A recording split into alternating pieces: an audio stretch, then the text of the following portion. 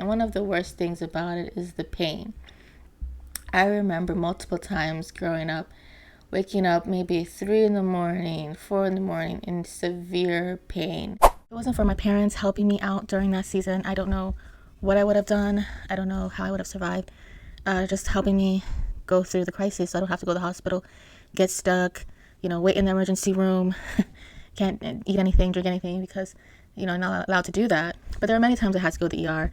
And thankfully I would only spend maybe 1 or 2 days just for them to monitor me. They usually would have stronger medications at the ER, so that would help.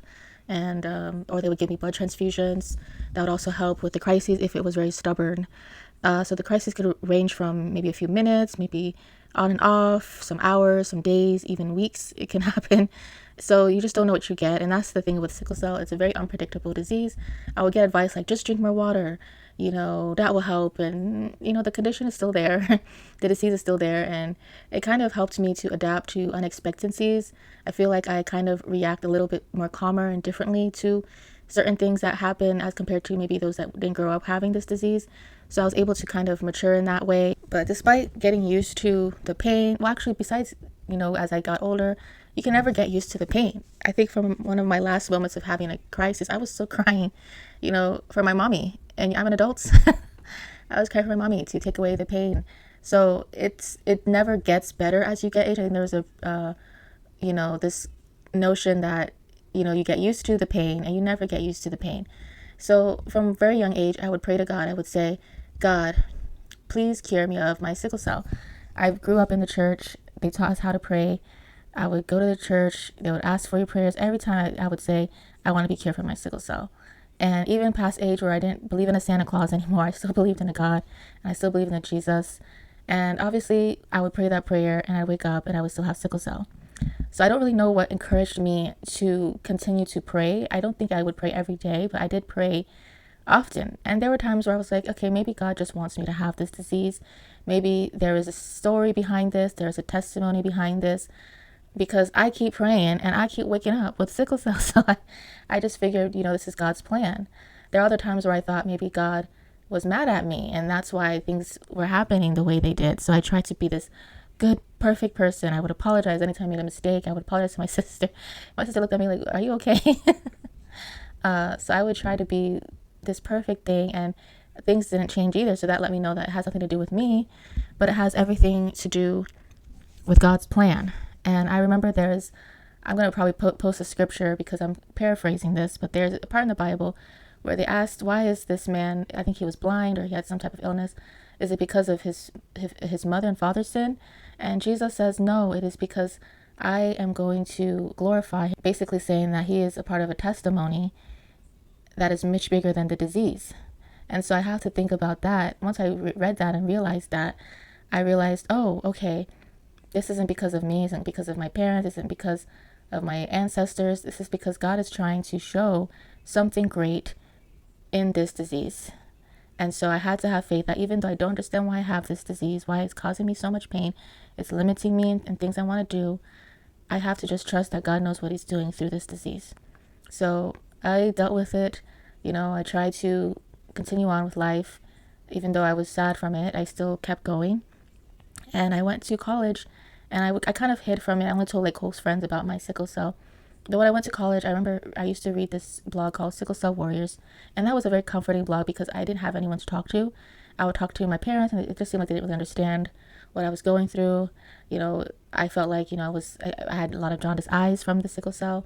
And so I felt as a teenager, that's the worst part. Like even just getting a pimple, you feel so ugly and hideous, but everyone's getting pimples. And I felt like, well, not everybody's eyes is a yellowish color like mine. I'd rather have the pimples. So I just felt very really bad about myself and my self-image. And so I remember before college, I read one of her blog posts. I think her name is Tosin. She created the Sickle Cell Warriors website. She's a nurse. She has twins now. And I think she's married. She has twins. And so I read the blog and she talked about how she was in college and someone looked at her eyes and they said, do you have sickle cell? And I thought that was interesting because when people look at my eyes, they don't know what I have. They just kind of ignore it or pretend that they don't see anything. And then I can hear the whispers like, oh, her eyes are yellow. So that was very interesting. And the only reason why this person knew is because I think she either had sickle cell or she was advocating for sickle cell, and she had invited Tosin to join in like a support group for people with sickle cell. And I've never been in a support group for sickle cell. And I really wish I had, because I would have been able to see other people like me dealing with this thing. So when I went to college, I finally was able to kind of interact. I remember I was in the hospital with a crisis, and this woman who was like an advocate, she was this older white woman. She's like, I know a couple of people that have sickle cell. And she connected me with some people. They were also at my university. I was at the University of Florida. And I was like, you know what? I want to create, it was just my highlight. I want to create a sickle cell warriors group at this campus in UF, this predominantly white institution where it's a disease that affects mainly Black people. I want to create this group for advocacy and awareness, because I didn't have that growing up. And so I just got a bunch of people that I knew, and I just asked if they wanted to help, and they're like, sure. So we started the group, and we went around talking about it. I spoke about it, and it got some interest, and we were able to do blood drives and volunteer, but I didn't really know what I wanted to do with that group. I really just wanted to be aware, and I kind of felt defeated because, I felt like not everybody cared about this illness, and not everybody wanted to know, unless they were, trying to go in the health field. So it kind of felt at times a little pointless, but I think it helped me to show everyone, like, yes, I have sickle cell, and this is what it is. And,